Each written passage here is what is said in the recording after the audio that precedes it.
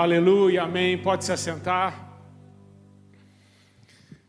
Nós cantamos louvores ao nome de Jesus e Jesus tem o poder de reunir a nossa família.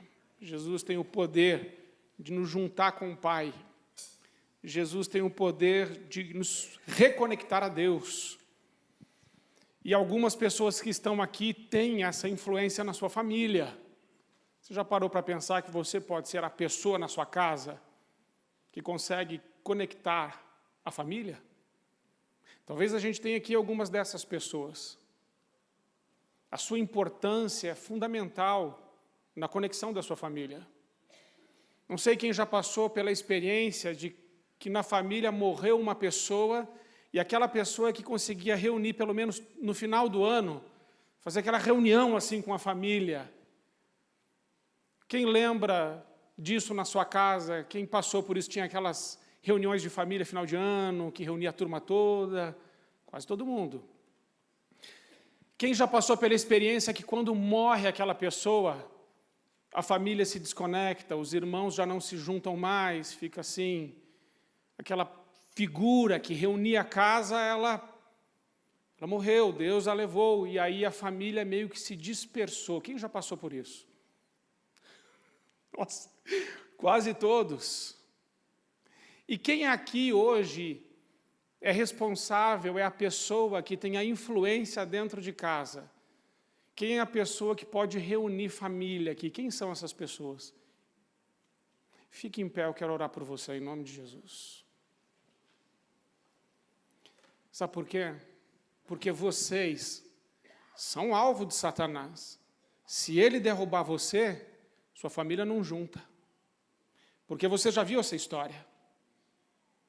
Quando é a morte que desune a família, a gente aceita. Deus levou aquela pessoa. Mas o que a gente não pode aceitar? Que a nossa família se disperse. Que essas reuniões acabem. Que o nosso convívio não exista mais, fique superficial. Então eu quero orar por você. E quero que você ore por você. Para que Deus use você influenciando sua casa para ter sua família ao redor da mesa. Amém? E você que está perto dessas pessoas, fique em pé também, interceda por elas. E interceda pela sua família, por aquela pessoa que faz conexão na sua casa. Você vai entender por que eu estou dizendo isso. Porque hoje nós vamos ver Malaquias, capítulo 4, versículo 6.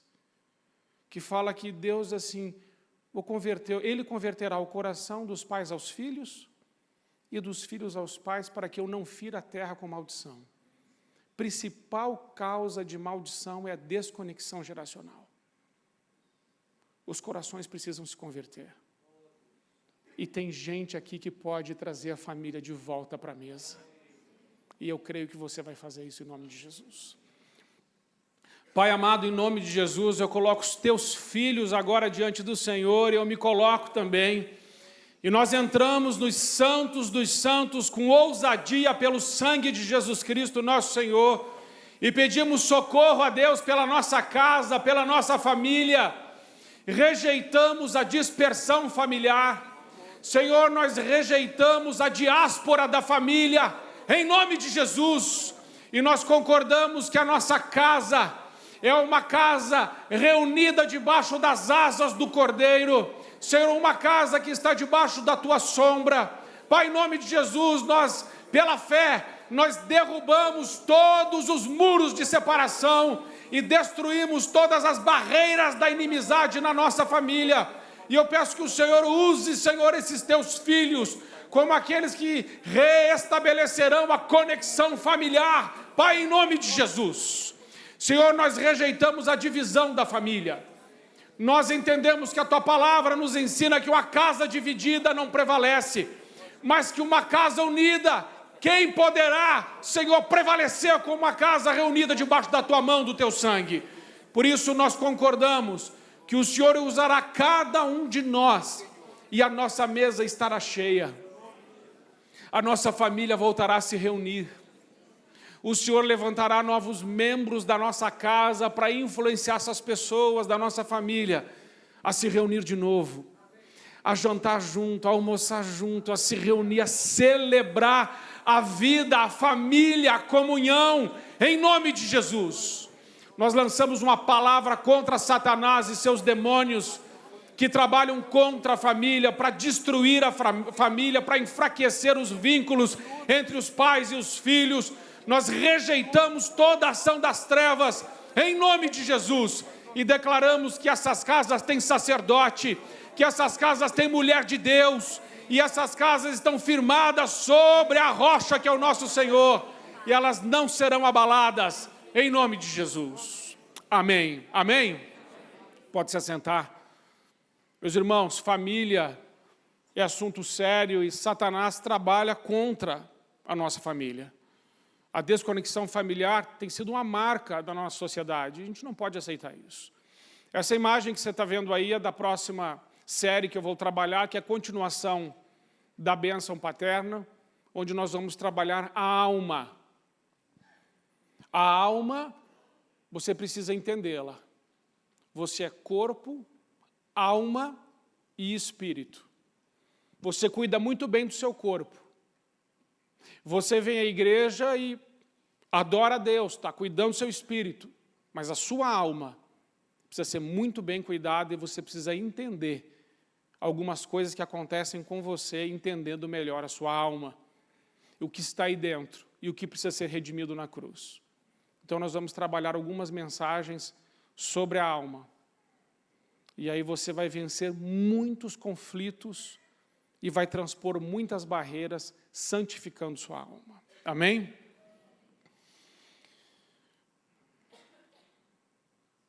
Vamos orar. Senhor, que todas as escamas sejam removidas dos meus olhos e eles sejam iluminados com a Tua palavra. As trevas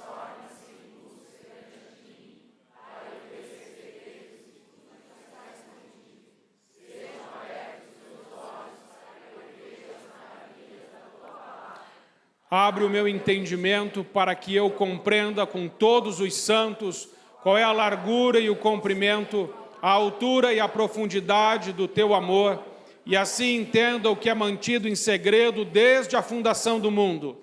Que eu conheça e entenda os mistérios do reino. Dá-me o espírito de sabedoria e revelação, e que os olhos do meu entendimento sejam esclarecidos, que os selos sejam rompidas da Tua palavra. Então falarei com outros pela revelação. Faz-me pequenino, pois eu sei que esconde Tuas verdades do sábio e do prudente, e revela aos pequeninos, revela as coisas que pertencem a mim, revela a Tua palavra a mim, a Tua glória, a Tua justiça, e que eu entenda as Tuas parábolas, as palavras da sabedoria, Teus enigmas, Tua sabedoria oculta, em nome de Jesus. Amém. Amém? Pode se assentar, você que ficou em pé. Família, aí, essa é a minha, você tem a sua. Aí a foto que bonita, love. Tem umas letras ali no meio, love. Amor, a gente se ama. Família, a gente precisa se amar. Então você tem família, eu tenho família, essa palavra é para a nossa família. No próximo final de semana, na próxima sexta-feira, nós vamos orar pelos nossos filhos, pela nossa família, pela nossa casa e profetizar sobre a nossa descendência. As orações que a igreja fez já estão prontas. Vocês chegarão aqui e receberão as orações e vocês orarão pelos seus filhos. Se você não conseguiu escrever uma oração, não tem problema. Já tem uma pronta para você, ela é toda bíblica. Amém? Conflitos intergeracionais, Malaquias 4:6. Uma mensagem que eu trabalhei um tempo atrás, muito tempo atrás, com a juventude, e que eu estou resgatando com alguns senões dentro desse conceito.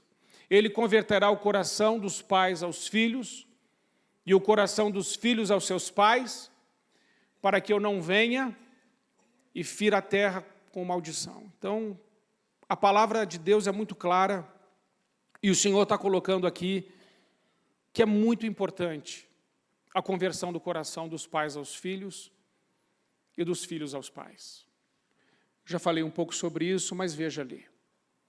A maldição se instala na desconexão geracional. Quando a injustiça, o abandono, imoralidade, abusos estão orbitando a família, brechas geracionais precisam ser fechadas. E pela cruz, reconciliar ambos com Deus em um corpo, matando com ela as inimizades. Não se deve usar o nome de Jesus como o nome de Jesus não é amuleto. Não é suficiente você dizer assim, em nome de Jesus, meu filho, você será uma bênção. Só porque você falou em nome de Jesus, ele será uma bênção? Não necessariamente ele será, se ele não estiver vendo em você Jesus. Se ele não estiver ouvindo palavras de Deus da sua boca. Se não houver atitudes que saem de você para ele, para ela. Então não basta, não é suficiente dizer em nome de Jesus. Porque em Atos 19:15, se não me falha a memória, os filhos de serva do sumo sacerdote foram expulsar um demônio e estavam expulsando o demônio em nome de Jesus, a quem Paulo prega. E esses demônios deram uma coça nesses exorcistas que só usavam o nome de Jesus como um amuleto. O nome de Jesus não é amuleto. Quando eu falo em nome de Jesus, significa que eu estou envolvido com Cristo. Estou envolvido com sua obra, estou envolvido com sua palavra, estou entregue ao Senhor. Ou fazer do novo nascimento o único argumento contra as maldições. Eu nasci de novo, então já está tudo resolvido. Não, a nossa história precisa ser redimida na cruz. A principal condição bíblica para crucificar as maldições se fundamenta na reconciliação. E a reconciliação nós vamos ver que ela se dá muito forte através do aconselhamento. Você tem ali, discernindo a desconexão geracional em 4 gerações. Eu quero olhar com você hoje rápido, mas quero passar por isso, quero passar por 4 gerações. E eu quero mostrar aos irmãos que a desconexão geracional já começou há bastante tempo atrás. Nós vamos pegar de 1950 e vamos vir até 2019. Isso assim rápido, mas vai dar para você entender como é que o diabo vem agindo de geração em geração para desconectar pais e filhos, para separar a família, para enfraquecer os vínculos, para trazer egocentrismo, individualismo, egolatria, hedonismo. Estão no seio da família hoje. Como isso aconteceu e o que fazer a trazer de novo a nossa família para a cruz, a nossa família aos pés do Senhor, a nossa família com uma família unida, abençoada, cheia do Espírito Santo. Uma família que conversa, que se perdoa, uma família que se ama, filhos que ouvem coisas dos seus pais, coisas que vêm de Deus. Tempo para um, tempo para o outro. A gente não tem mais tempo. Você já percebeu que você não tem mais tempo quase para nada? Isso é do inferno. Esse negócio de tempo é dinheiro, isso é maligno. O tempo é a coisa mais cara que você tem hoje. Você paga para não ir, você paga para não fazer. Porque você escolhe muito bem o seu tempo. Mas a sua família precisa do seu tempo. Seus filhos precisam do seu tempo. A gente vai ver um pouco isso. Primeira geração é a geração Baby Boomer, segunda X, terceira Y e a quarta Z. Geração Baby Boomer é essa aqui. Olha os alunos que chegaram na escola. Tudo comportadinho. Parece até uns anjinhos, não parece? Então, isso era seus pais. Ou talvez você, que tem um pouco mais de idade, não precisa se entregar. Mas talvez você, a professora e os alunos, tudo anjinho. Geração X. Por que eles estão assim? O que esses pais faziam? Como era o relacionamento familiar naquela época? O que marcou essa geração? Essa geração veio depois da Primeira Guerra Mundial e o que marcou ela foi a explosão de bebês, muitos filhos. Então as famílias tinham muitos filhos, 6 filhos, 10 filhos, 12 filhos, 15 filhos, 20 filhos. Quem é um pouco aqui mais assim, experiente, vai ter muitos irmãos. Os mais velhos têm muitos irmãos. Os mais novos não têm. Tem um irmão, 2 irmãos. As famílias estão aí em 3, 2, 1. Às vezes 1,5. O outro é bem magrinho. Bênção. Naquela época, o que os pais ensinavam aos seus filhos? O que tinha que pedir? Isso era muito forte, não era? Era importante isso? Isso era muito importante. Os pais se importavam com isso. Muitos aqui pediram bênção antes de dormir. Ia lá, beijava a mão do pai, beijava a mão da mãe, lembra disso? Algumas famílias você tinha que beijar a mão de todo mundo. Na minha tinha que beijar a mão de todo mundo, de todos os tios, de todas as tias. E eles ficavam tudo assim, em fila. Você ia dormir com a boca inchada de tanto dar beijo. Mas o que você ouvia de todos eles? Deus te abençoe, meu filho. E aí você que cresceu dentro desse costume, dessa tradição bendita, por alguma razão você não continuou isso. Porque talvez você pediu bênção, mas seu filho já não pediu para você, sim ou não? Acontece ou não acontece? Eu resgatei isso agora, na minha casa. E o meu filho tem 20 anos, mas ele me liga e fala assim, bênção, pai.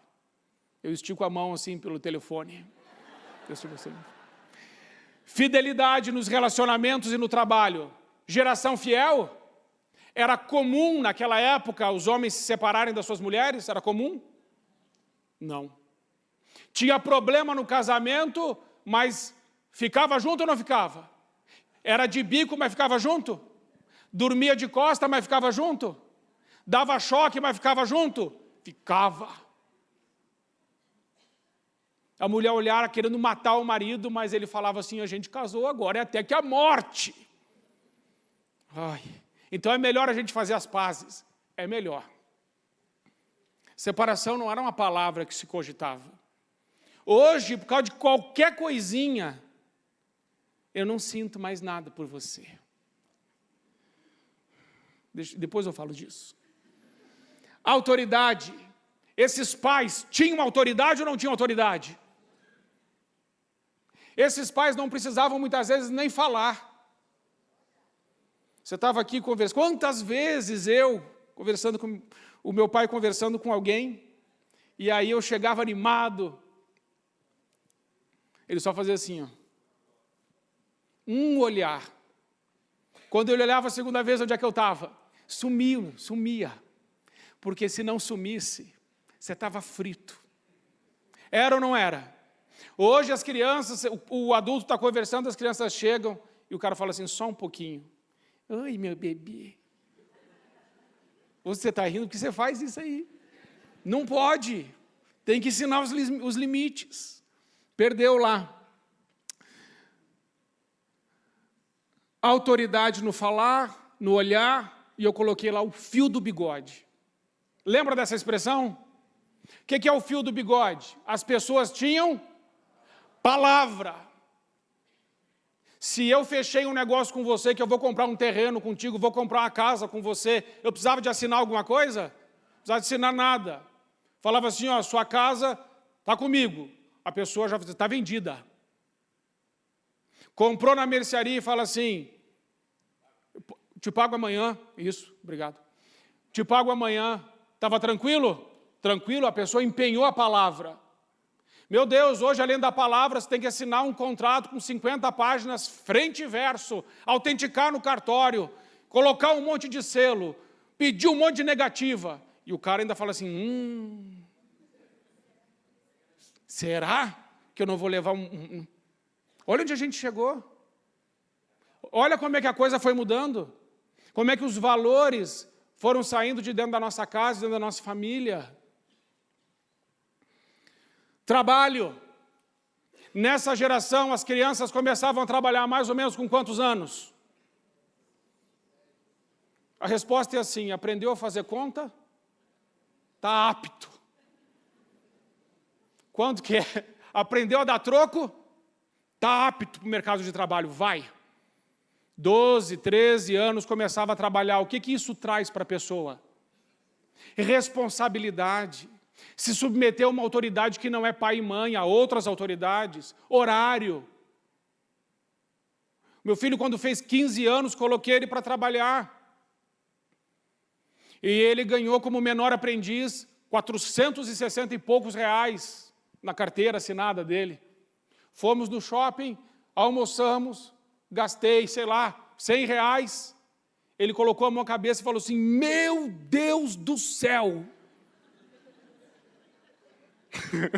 Falei, é? Falou, pai, 4 almoços desses foi 1 mês de salário. Falei, é, miserável, vê se você dá valor. Como é que você aprende a dar valor? Trabalhando, trabalhar mata. Mas tem cara que está morando com a mãe e tem 30 anos de idade, dizendo assim, mãe, bolo. Ai, cara, que se dá vontade de... Meu Deus! E ainda quer fazer um puxadinho no fundo. Ah, meu irmão, você tem um puxadinho no fundo da sua casa. Deus te abençoe. Conexão geracional. Como é que as casas eram? Como é que se construía naquela época? Se construía para conexão, se construía para conversa, se construía para comunhão. Casa tinha varanda. Varanda era para quê? Varanda era para sentar lá, lembra disso? Senta do lado de fora. Porque quem é que vai chegar? Os vizinhos. Para conversar, quando alguém matava um porco, dava metade. Não vamos exagerar, faz um bolo, dá um pouco. Mas tinha essa coisa da troca, da conversa, final da tarde, bater um papo. Tomar um cafezinho, aquela coisa assim, já começou a escurecer, já para tudo. E aí tinha conversa. Lembra disso? Conversa. Hoje só tem DR. Mas antes tinha conversa, que é um preventivo contra DR. Se você conversar mais, você vai ter menos DR.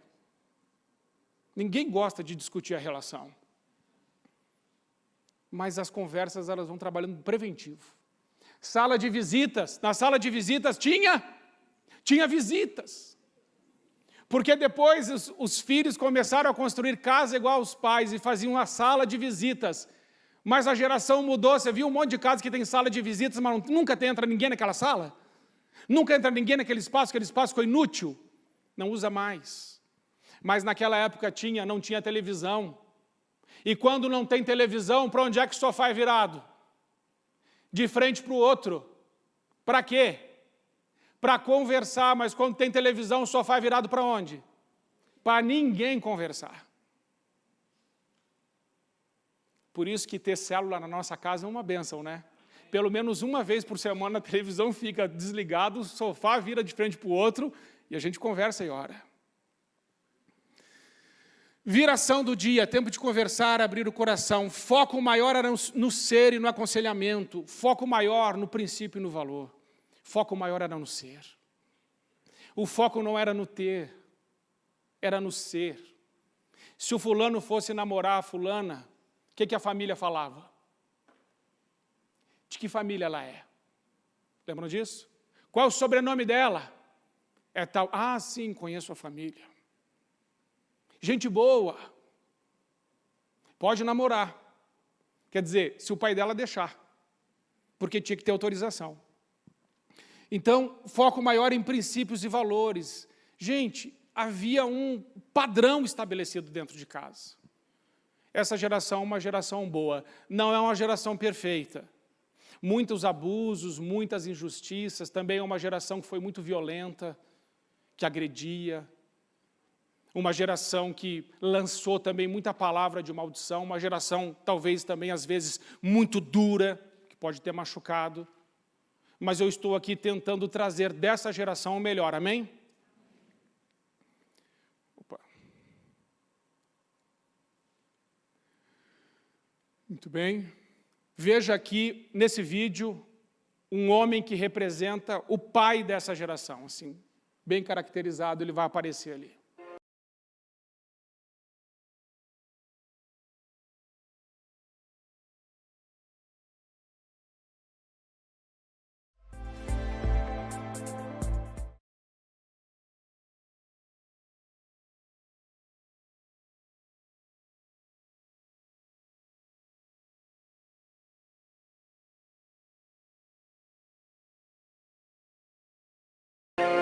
Molhando a isca? Gosta de pescar? Pescou algum? Não, desde cedo. Está vendo onde está o sol? Lá em cima. Não, atrás do seu pescoço. Isso faz sombra. Se consegue ver, os peixes também. Sempre pesque com o sol na sua cara. A outra margem seria o lugar certo. E isso se quiser minha opinião. Olha aqui, meu amigo. Eu sempre quero a sua opinião, mas não tenho permissão para ir para o outro lado. Por que não? Eu não sei nadar. Não sabe o quê? Eu não sei nadar. Quantos anos tem? 6.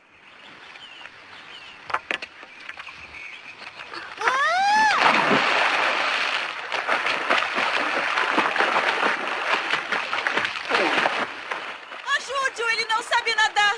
Então vai aprender. Todos devem saber nadar. Estique o braço para frente e puxe água com a mão.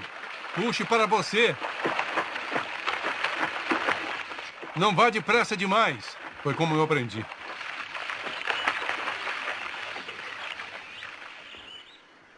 Eu consegui, Beraldo, eu consegui. Bom, Mas como é que ele vai voltar? nadando. Ele pode até se afogar. Então você vai lá e pega Mas ele. eu também não sei nadar.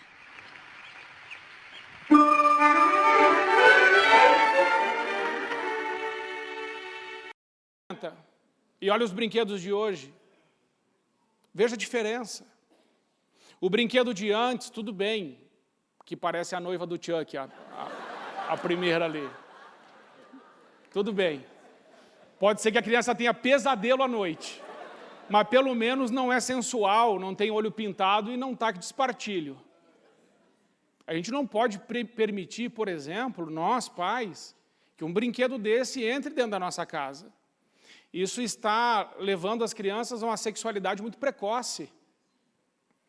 E aí é um ensino da mídia, um ensino do mercado, da ideologia que está no mundo, que nós não podemos deixar de forma alguma que entre dentro da nossa casa. Nós somos aqueles pais que ainda mantêm os valores e os princípios de Deus na nossa família. Amém? Geração X, se você é da geração X, você sentou mais ou menos numa cadeira como essa, lembra dessa? Essa cadeirinha, muito bacana, né? Senta um aluno do lado do outro, daí eu sentei nela. Aí eu me lembrei disso. Opa, voltou.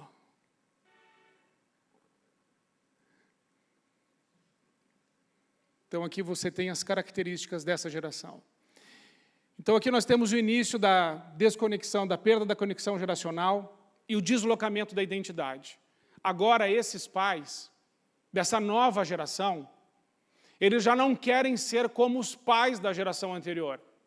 Eles querem conquistar, eles querem ter, eles querem títulos, posses. E a identidade começa a se deslocar do ser para o ter, para o fazer. Então eu não sou mais aquilo que sou, os valores que eu possuo. Eu não sou mais os princípios que eu aprendi.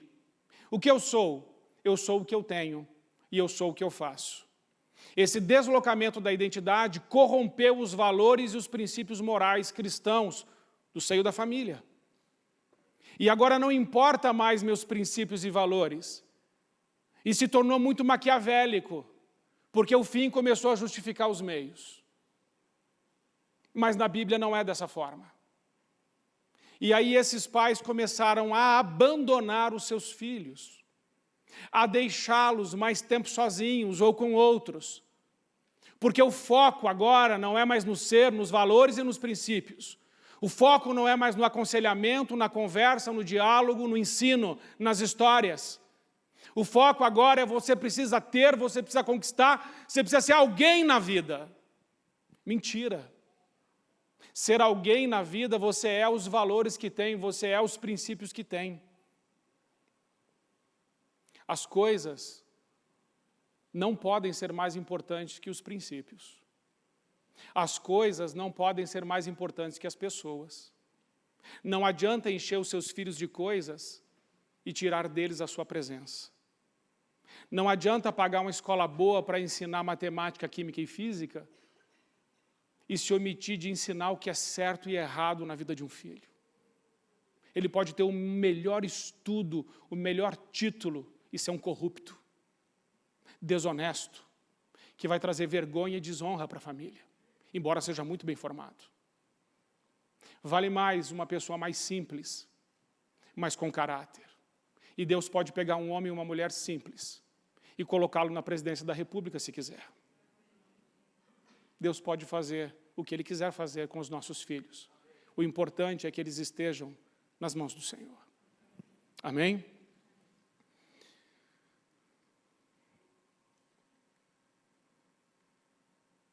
Acho que foi. Aconselhamento requer tempo de qualidade, diálogo e profundidade. Educa ou ensina a criança no caminho que deve andar e até quando envelhecer não se desviará dele. Amados irmãos, temos que entender uma coisa. Atendimento pastoral e atendimento paternal é a mesma coisa. Quando nós estamos atendendo uma pessoa no gabinete ou quando nós estamos atendendo os nossos filhos, nós precisamos entender que o aconselhamento é 80% ou 90% num processo de libertação ou num processo de reeducação de um filho, de alguém que a gente ama. Expulsar demônio, repreender em nome de Jesus, rejeitar as alianças com o maligno, rejeitar as amarguras, as feridas, as dores do passado, rejeitar toda a carga de opressão e de injustiça sofrida, é 10% e 20%. O que muda mesmo é sentar na frente do outro e começar a conversar. Uma conversa inteligente, dirigida pelo Espírito Santo. Uma conversa onde você caminha nessas áreas de trauma, de dor. E ali Deus vai te levando e vai trazendo restauração, cura, salvação. Para isso precisa tempo, investimento e dependência de Deus.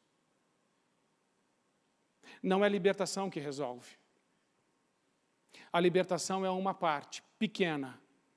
O que resolve mesmo é o aconselhamento. É vida na vida. Que a sua família tenha essa marca de vida na vida em nome de Jesus, de pessoas que conversam sobre tudo e conseguem levar tudo à cruz. O que é mais importante saber? Que tipo de pessoa tem uma doença ou que tipo de doença tem uma pessoa? O que você acha? O que é mais importante saber? Que tipo de pessoa tem uma doença? Ou que tipo de doença tem uma pessoa? Que tipo de pessoa? Primeiro a pessoa, depois a doença. Não adianta você ir na doença para depois ir na pessoa, primeiro é ela. Então a gente ensina assim que os sintomas revelam a causa. Se tem um filho rebelde que usa drogas, que não quer ficar junto, que não fala, que não conversa, que se isola,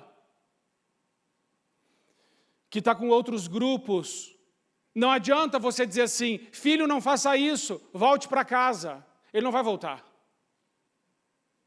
O que você tem que fazer é entender que esse sintoma revela uma causa, e a causa pode ser, por exemplo, a rejeição. Se ele se sentiu rejeitado, você tem que tratar a rejeição. Se um filho virou homossexual, é um menino e aí virou um homossexual, pode ser porque, de alguma forma, ele teve um problema com a figura paterna. Isso precisa ser resolvido. Não adianta dizer para ele, você é uma decepção para mim porque você é um homossexual. Ou pare de fazer isso. Não. Existe uma ferida, existe uma dor. Ela precisa ser diagnosticada e ela precisa ser curada. E ela é curada no aconselhamento. Isso leva tempo. Não pode ter pressa. Precisa ser profundo. Precisamos voltar às origens. Precisamos voltar a ter tempo uns para os outros. Tempo para a família. Nossas escolhas constroem hábitos que definem o nosso caráter e determinam o nosso destino.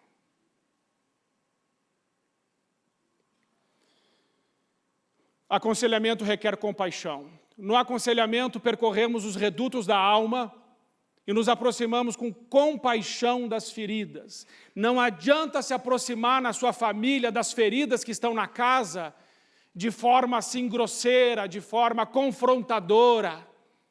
Tem que se aproximar com compaixão. Porque se não for com compaixão, o aconselhamento não funciona. E compaixão é sentir a dor do outro. Compaixão das feridas, das ruínas, fortalezas, áreas de autoproteção, autoafirmação, compensação, fuga e descontrole. Veja o bom samaritano. Foi isso que o bom samaritano fez. Mas um samaritano que ia de viagem chegou-se perto dele e vendo aquele homem que estava espancado à beira do caminho, quase morto, encheu-se de quê? Meus irmãos, sem compaixão não há aproximação. Sem compaixão não há reconciliação. Precisa de ter compaixão. A compaixão gera a aproximação. E aquele homem se aproximou, e depois que se aproximou, cuidou. E depois, pagou. A gente tem que pagar o preço. O preço precisa ser pago. Que preço precisa ser pago para a sua família voltar a ser como era antes? Que preço precisa ser pago para a sua família estar de novo em volta da mesa? Que preço precisa ser pago para que a glória de Deus se manifeste na sua casa? Que Deus te dê força para que você pague esse preço. E você veja as coisas mudando na sua família. Amém? Sentir a dor do outro é o maior segredo do aconselhamento. Ele não procurou o culpado. É interessante na palavra do bom samaritano, que em nenhum momento ele falou assim, onde é que estão os caras que espancaram esse homem? Porque às vezes a gente se revolta com quem causou a dor e esquece daquele que está sofrendo. Então, ele não se preocupou em procurar culpados. O que aquele homem procurou? Solução. Qual é a solução? Deixa ela, filho, deixa o lugar dela aqui mesmo. Qual é a solução? A solução é compaixão, a solução é se aproximar. Geração Y. Lembra da Baby Boomer, a primeira?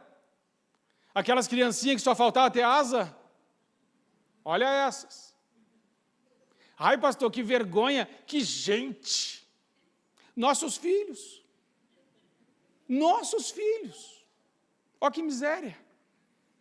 Aí você acha que eles não sobem em cima da cadeira?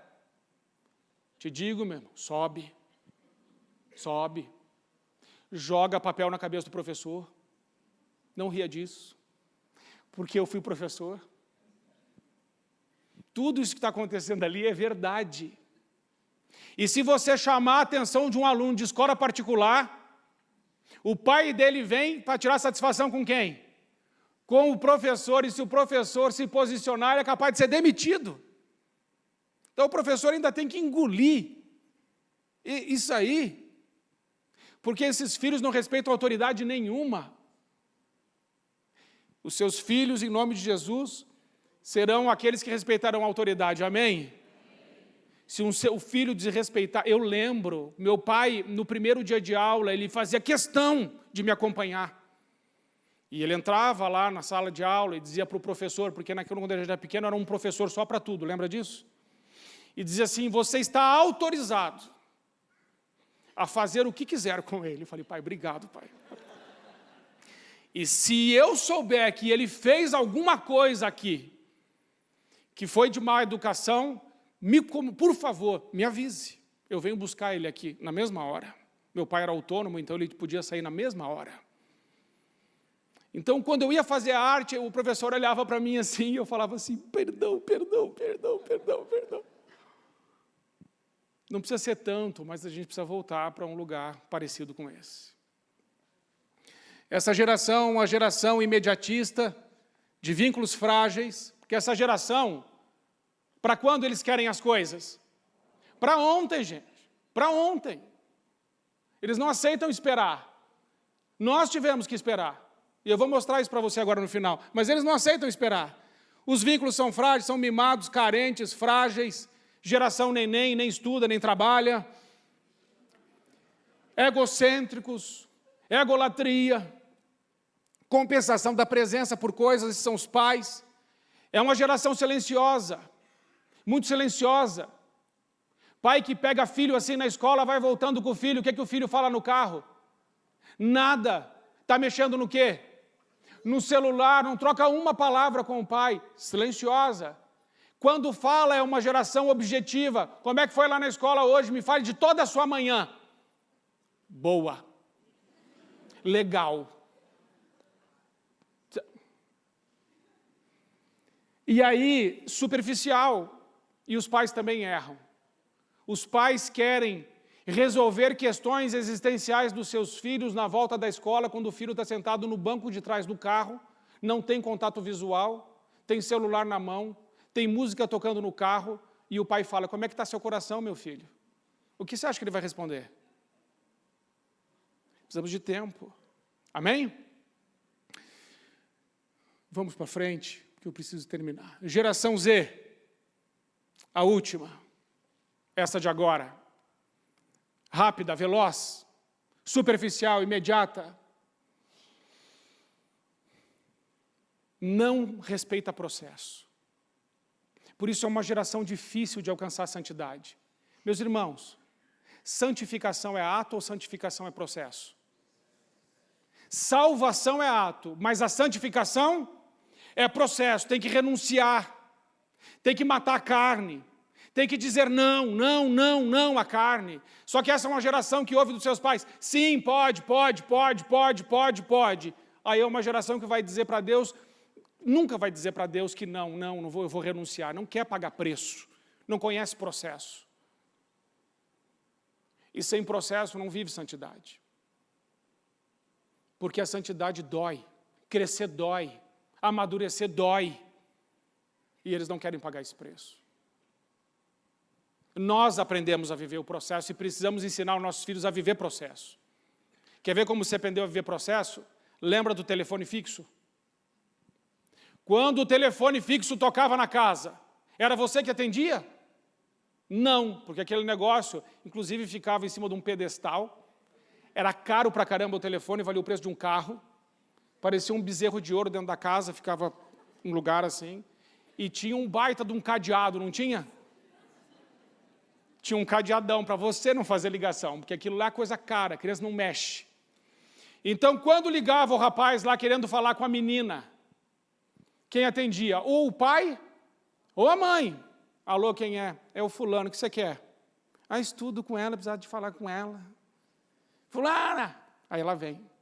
E a mãe entrega o telefone, só que a mãe está ouvindo tudo aonde? Na extensão. Isso é processo, meu irmão. Pensa num processo. Telefone, inclusive, dentro de casa, era um mediador dos relacionamentos. Uma bênção. Hoje, os filhos têm celular. E os pais não sabem nem quem está na agenda do celular do filho. E muitas vezes não sabem nem onde o filho está. Não tem ali a televisão, processo. A TV antiga, o que ela te ensinava? A TV antiga te ensinava muitas coisas. Quantos canais tinha? 3. E se você colocasse um bombril? 3, só que um pegava melhor. Estava passando aquele programa, seu pai não estava mais. Primeiro que ninguém prestava atenção direito na televisão, porque tudo a gente já pegava andando. E aí o seu pai não estava gostando muito do programa. Quem que era o controle remoto? Ele só fazia assim, ó. E você ia lá, placa, placa, placa. Aí muda de VHF para o processo. Hoje a TV tem quantos canais? E você passa por todos eles e diz assim, não tem nada passando. Nada passando. Você não tem paciência para nada. Isso quando está na frente da televisão com o celular e mexendo aí nas redes sociais e vendo a TV ao mesmo tempo. Não está fazendo nada. Não está fazendo nada. Não assistiu a TV, não fez aquilo, não faz nada. E não conversa. Máquina digital. Lembra dessa? Reunia a família inteira e batia uma foto. E batia 2, e batia 3, batia mais 5. O filme tinha 36 poses, mas não podia gastar. Então bate 10 agora, quando eu reunir de novo, bate mais. Com aquele negocinho que colocava em cima, que você batia e fazia, queimava, daí você virava. Lembra daquilo? Quem está rindo já está quase indo para a glória. Isso é velho. Isso eu vi num filme, eu não lembro disso, eu vi num filme. Aí tinha aquilo lá. E aí, quando dava as 36 poses, o que a família toda se fazia? Meu Deus, vamos mandar revelar. Chegava para revelar lá no centro. Quanto tempo levava para ficar as fotos prontas? 1, 2 semanas, porque tinha que mandar não sei aonde, o laboratório não sei aonde. Aí voltava o laboratório, vinha todo mundo, a mãe falava assim, sai, que eu tenho que colocar no álbum, porque não pode pôr o dedo, porque se pôr o dedo, fica marcado. E aí sentava toda a família e ia ver aquelas fotos. Lembra dos álbuns? E hoje como é que é? Tira, ai, ficou, não ficou, ficou papo, tira o pescoço. Aí, que agora para tirar foto tem que fazer assim, né? Eu já aprendi isso. Fecha as perninhas. Então tá aí. Computador. Ensina o processo. Chega, tá bom. Amados irmãos, precisamos orar. Nós precisamos orar. Nós precisamos orar porque Satanás não está brincando.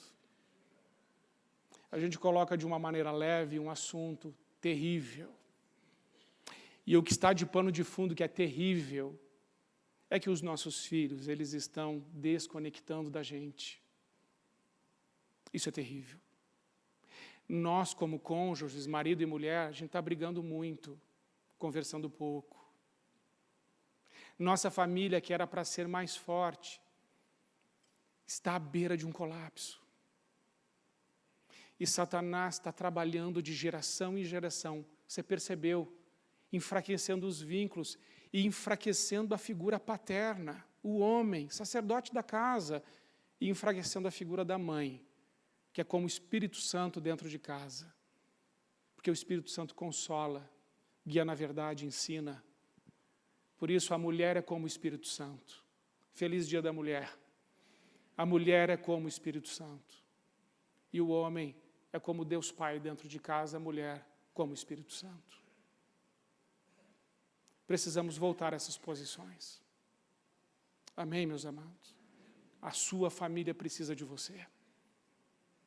No próximo dia 15, traga toda a sua família. Vamos nos reunir num momento profético aqui. E vamos fazer desse dia uma cerimônia que marca uma nova história na nossa casa. Está livre dessas perseguições de Satanás. Livre dessas influências do mundo. Mas uma família cheia do Espírito Santo. Amém? Vamos orar? Fique em pé, por favor. Eu fiz uma oração de confissão de pecados geracionais, que foram os pecados que a gente foi cometendo de geração em geração. E tem base bíblica, e a base bíblica para isso é Esdras 9, Neemias 9 e Daniel 9. Nesses três, sobretudo de Daniel, que é a maior oração, talvez, da Bíblia, eles estão confessando os pecados dos seus pais. Não no lugar dos seus pais, mas dos seus pais. E eu queria fazer isso hoje, a gente confessar os nossos pecados, os pecados dos nossos pais, e pedir a Deus que daqui para frente se abra um novo céu sobre as nossas cabeças, e que a marca da nossa família seja a unidade e a presença do Senhor. Uma mesa cheia, amém?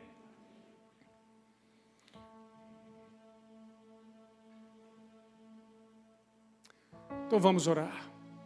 Diante de Deus Pai, Deus Filho e Deus Espírito Santo, eu confesso os pecados e iniquidades de meus ancestrais e quebro o silêncio do aprisionamento, arrancando toda a mordaça emocional e timidez espiritual, confessando intercessoriamente até a 4ª geração as seguintes iniquidades: quebra de aliança, adultério, divórcio, falhas na paternidade, rebelião, cegueira espiritual, religiosidade, orgulho, competição, soberba, divisões, maledicência, rejeição, idolatria, apostasia, traições, vícios, rebelião, violência, desonra, pelas palavras ou pragas proferidas, pelo jugo desigual, pelos homicídios, suicídios, pelos abortos,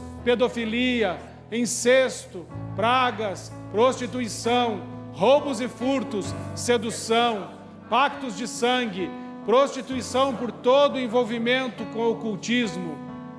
Como alguém que foi liberto do poder das trevas e transportado para o reino do Filho amado de Deus, cancelo toda herança demoníaca que foi passada para mim por meus ancestrais. Eu desautorizo o direito de perseguição satânica, suas consequências e influências em relação às sucessivas gerações. Estabeleço um divisor de águas, um novo céu sobre as futuras gerações, uma nova realidade espiritual, livre das perniciosas influências de Satanás, através dessa confissão. Levanto os fundamentos de muitas gerações, em nome de Jesus, e reafirmo que a justiça do Senhor irá adiante de mim. A glória do Senhor será a minha retaguarda, pois o Senhor responde o meu clamor e me guia continuamente. A minha alma agora se farta, os meus ossos estão fortificados, pois toda a base legal que Satanás tinha na minha família, nas gerações anteriores e futuras, foi levado até a cruz de Cristo. Como alguém que foi crucificado e levantado com Jesus Cristo, e que está assentado com Ele em lugares celestiais, declaro que está frustrada todas as designações satânicas dirigidas a mim, a minha linhagem e ministério. Está cancelado todo o direito legal de Satanás e seus demônios, em nome de Jesus. Declaro que eu e a minha casa somos eternamente propriedade exclusiva do nosso Senhor Jesus Cristo e dedicado a Ele. Pela autoridade que tenho em Jesus Cristo, ordeno agora que todo inimigo espiritual do Senhor Jesus Cristo saia da minha presença e da minha linhagem em nome de Jesus. Comprometo-me com meu Pai Celestial a fazer a sua vontade a partir deste dia. Peço agora que me enchas com teu Espírito Santo. Comprometo-me a renovar a minha mente, a fim de comprovar que a tua vontade é boa, perfeita e aceitável para mim. Faço tudo isso em nome e autoridade do Senhor Jesus Cristo. Amém. Amém. Senhor Jesus, nós consagramos nossa casa ao Senhor. Nós reconhecemos que o mundo jaz no maligno, que Satanás trabalha contra nós, contra a nossa casa.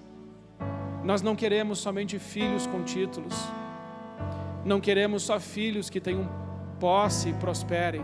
Nós queremos essas coisas, mas Senhor, antes disso, nós queremos que sejam conhecidos como homens e mulheres de Deus, homens e mulheres cheios do Espírito Santo, homens e mulheres que não pensarão duas vezes antes de morrer pelo nome de Jesus, homens e mulheres que não negam o teu nome e que andam no caminho do Senhor. Nós queremos deixar um legado de uma geração que anda num trilho, numa bússola que aponta para Deus. Pai, ajuda-nos nessa missão. Ajuda-nos como pais a colocar a nossa casa no altar. Pai, firma a nossa casa sobre a rocha. E aqueles filhos que temos que não querem ouvir do teu nome, que o teu Espírito Santo os convença do pecado, da justiça e do juízo. E os casamentos que estão frágeis, que recebam um renovo da parte de Deus e que se fortaleçam em Deus e passem uma mensagem a seus filhos, que essa casa é casa forte, é casa firme, inabalável no Senhor. Ajuda-nos, Senhor, a superarmos nossas crises, aprendermos com elas e nos tornarem homens e mulheres fortes e maduros no Senhor. É a nossa oração em nome de Jesus. Amém.